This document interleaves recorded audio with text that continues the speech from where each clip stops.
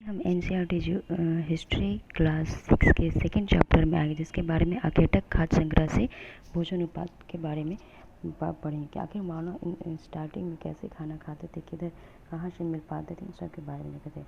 तारीख आगे उन बारे में उस महाद्वीप में 20 साल पहले रहा करते थे। आज हम आखेटक खाद्य संग्रह के नाम से जानते हैं। भोजन का इंतजाम करने की विधि के आधार पर उन्हें इस नाम से जाना जाता था। आमतौर पर खाने के लिए वे जंगली जानवरों का शिकार करते थे, मछलियाँ और चिड़िया पकड़ते थे, फल फूल, दाने, पौधे, पत्तियाँ, अंडे इकट्ठा किया करते। आखेटक खाद्य संग्राहक समुदाय के लोग एक जगह से दूसरी जगह पर घुमा करते थे। ऐसा करने के कई कारण थे। पहला कारण यह है कि अगर वे एक पर ज़्यादा दिनों तक रहते हैं तो आसपास के पौधों, फलों और जानवरों को खाकर समाप्त कर देते थे। भोजन और इसलिए और भोजन की तलाश में उन्हें दूसरी जगहों पर जाना पड़ता था। दूसरा कारण यह कि जानवर अपने शिकार के लिए या फिर हिरन और मवेशी अपना चारा ढूंढने के लिए एक जगह से दूसरी जगह जाया करते थे। इसलिए इन जानवरों का शिकार करने वाले लोग भी इनके पीछे पीछे जाया करते थे।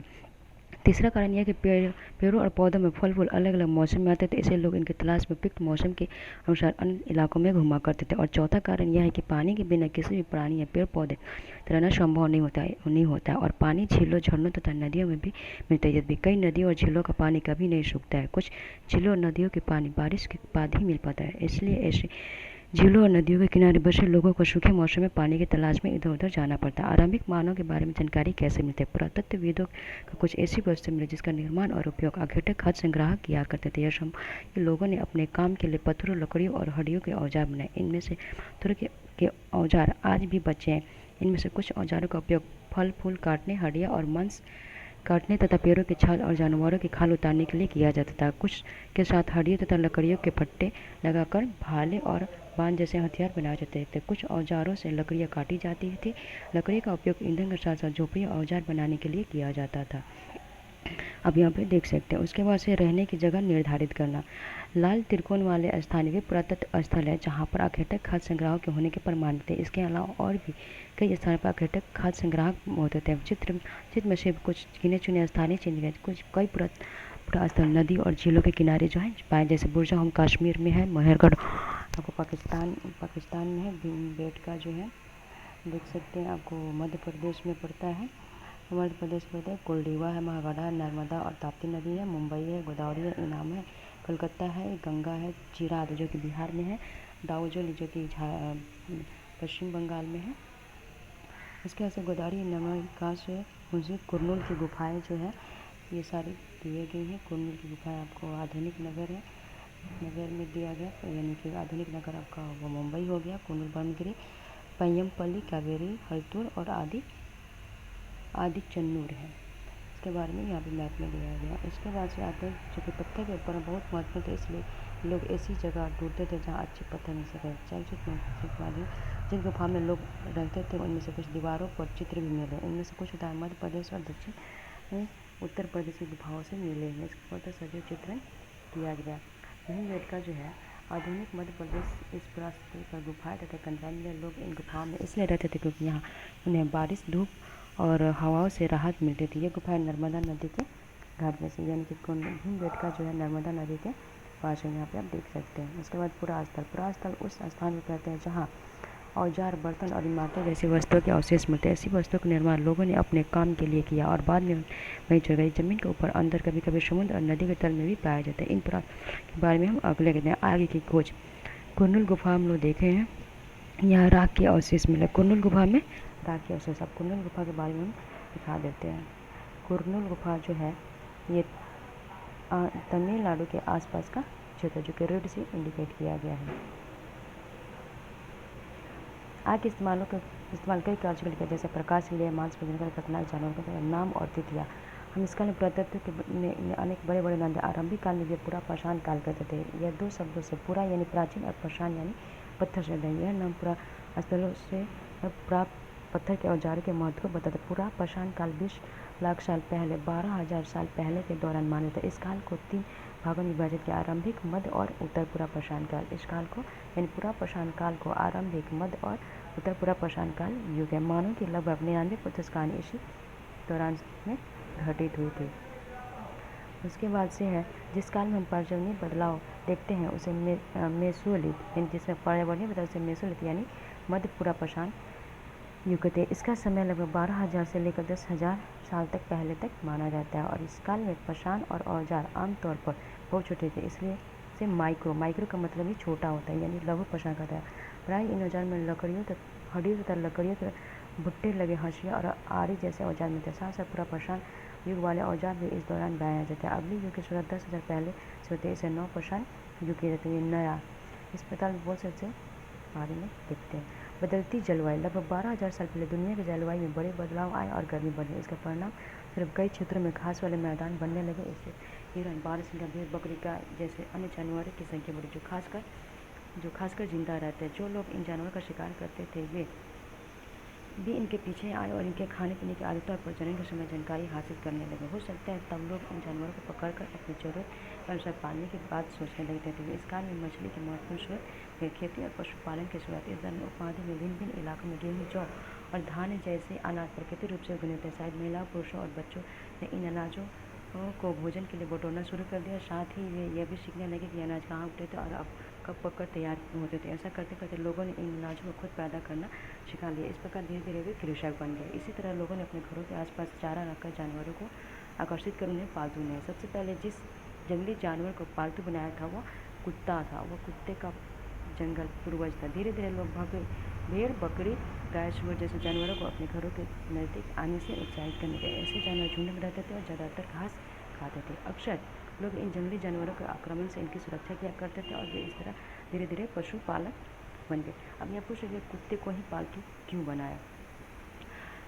इसकी वजह है घरेलू प्रतिक्रिया। लोगों द्वारा पौधे उगाना, जानवरों की देखभाल करने के लिए घरेलू करण की प्रक्रिया का नाम दिया। अपनाए गए ये पौधे तथा अक्सर जंगली पौधों तथा जानवर से भिन्न होते हैं। इसकी वजह से यह लोग प्रकृति में लगाए गए पौधे या जानवरों का लोग चयन करते हैं। उदाहरण के लोग इन्हीं पौधों तथा जानवर का चयन जिनके बीमार होने की संभावना कम होती थी। यही नहीं, लोग उन्हीं पौधों को चुनते जो बड़े दाने वाले अनाज पैदा ताकि साथ ही जिसकी डंठल मजबूत अनाज के पक्के दानों के भाग को संभाल सके। ऐसे पौधों के बीज को संभाल कर रखा जाता ताकि फिर से उगाने की योजना बन सके। उन्हीं जानवरों को आगे प्रजनन के लिए चुने जो आमतौर पर अहिंसक होते थे। इसीलिए हम देखते हैं कि पाले गए जानवर तथा कृषि के लिए अपनाए गए पौधे जंगली जानवर तथा पौधों को धीरे धीरे भिन्न होते। इसीलिए यहाँ पे कुत्ता भी है जो वो क्या था, हिंसक नहीं था,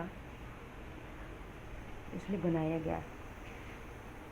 उसके बाद जंगली सुअर का है कौन सा पालतू सुअर है।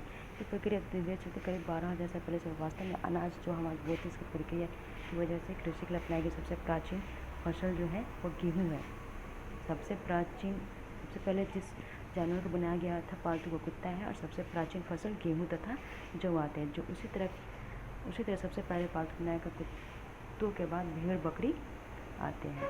एक जीवन शैली। तुम किस पौधे के बीज को बोल रहे हो? तुम पाओगे किसे विकसित करने में कुछ वक्त लगता है, कुछ महीने, कुछ साल तक लगे। कुछ पौधे ऐसे उगाने की देखभाल के लिए एक लंबे समय तक रहना पड़ता है। बीज बोने से लेकर फसलों के पकने तक पौधों की सिंचाई करने, खर पदार्थ हटाने, जानवर और चिड़ियों की सुरक्षा करने जैसे बहुत सारे काम होता है। अनाज के बाद कटाई के बाद अनाज का उपयोग बहुत संभाल कर करना पड़ता है। अनाज को भोजन, बीज दोनों के रूप में बचा कर रखना आवश्यक है। इसलिए लोगों ने इसके भंडारण के बाद बहुत से इलाकों में लोगों जमीन में गड्ढा होते हैं। शिकारी भोजन करने के बाद गड़पत्तन बनाते हैं, उसका प्रयोग करते हैं, इसके बाद करते हैं। जानवर चलते फिरते खाद्य भंडार, बच्चे खोल देते हैं जिसकी संख्या बढ़ती है। अगर जानवरों के बच्चे देखभाल की जाए तो उनकी संख्या तो बढ़ती ही जाएगी। साथ ही उनसे दूध भी प्राप्त होता है। भोजन एक दूसरे साथ यही जानवरों का सम्मान से दूसरे शब्द में पशुपालन भोजन के भंडारण का एक तरीका है।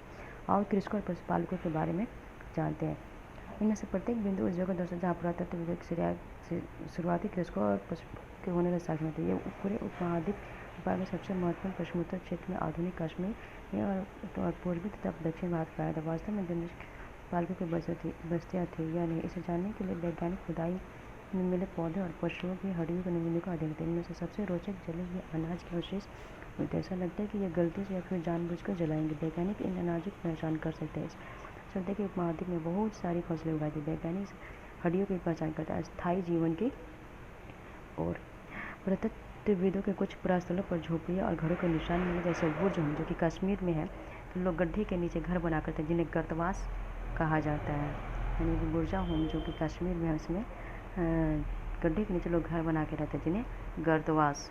इसमें उतरने के लिए सीढ़ियाँ होती थी। इससे उन्हें ठंडे मौसम में सुरक्षा मिलती। पुरातत्वविदों ने झोपड़ियों के अंदर और बाहर दोनों ही स्थानों पर आग जलने की जगह मिली है। ऐसा लगता है कि लोग मौसम के अनुसार घर के अंदर या बाहर खाना पकाते हैं। बहुत सारी जगहों ऐसे पत्थर के औजार भी मिले हैं।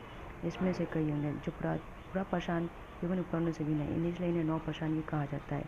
इनमें से औजार भी जिनके धार को और अधिक प्याना करने के लिए उन पर पॉलिश चढ़ाई जाती है। ओखली और मूसल का प्रयोग अनाज तथा प्राप्त अन्य चीज़ों को पीसने के लिए किया जाता है। आज हजारों साल बाद भी ओखली और मूसल का प्रयोग अनाज पीसने के लिए किया जाता है। उसी तरह प्राचीन पुस्तकों औजारों का उपयोग निर्माण और प्रयोग होता था। कुछ और औजार हड्डियों से भी बनाए जाते थे।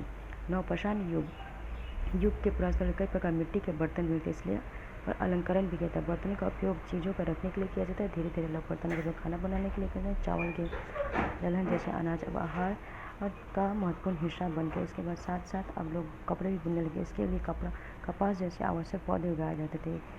और ये परिवर्तन हर जगह एक साथ ही आ गए थे, ऐसा बात नहीं है। हर तरफ एक तरफ जहाँ कई जगह को स्थित पुरुष शिकार और भोजन संग्रह का काम करते थे, वहीं लोग हजारों सालों से धीरे धीरे खेती और पशुपालन को भी अपना लिया था। बहुत जगह लोग मुताबिक बदल कर अपनी जीविका चलाया करते। मेहरगढ़ में जीवन और मृत्यु। मेहरगढ़ ईरान जाने वाले सबसे महत्वपूर्ण रास्ते बुलंद दरी के पास एक हरा भरा समतल स्थान है। मेहरगढ़ संभवतः वह स्थान है जहाँ से स्थित पुरुष ने इलाके में सबसे पहले गेहूँ और जौ उगाना और भेड़ बकरी पालन करना, यानी मेहरगढ़ से ही गेहूँ के अवशेष मिले हैं।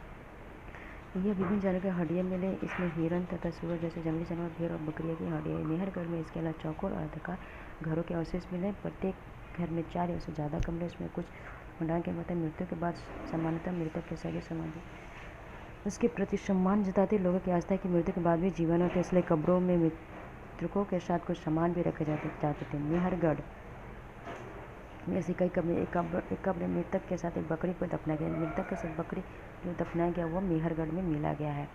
और एक और हम लोग देखे हैं जहाँ पे आग जलाने, हाँ, ईरान में ही गेहूँ और जौ के भी अवशेष मिले हैं, खाने के लिए रखा गया है। तो इस बार से हम लोग का ये क्लास 6 का सेकेंड चैप्टर ख़त्म होता है और नेक्स्ट चैप्टर के लिए हम लोग नेक्स्ट वीडियो में, तब तक के लिए बाय बाय।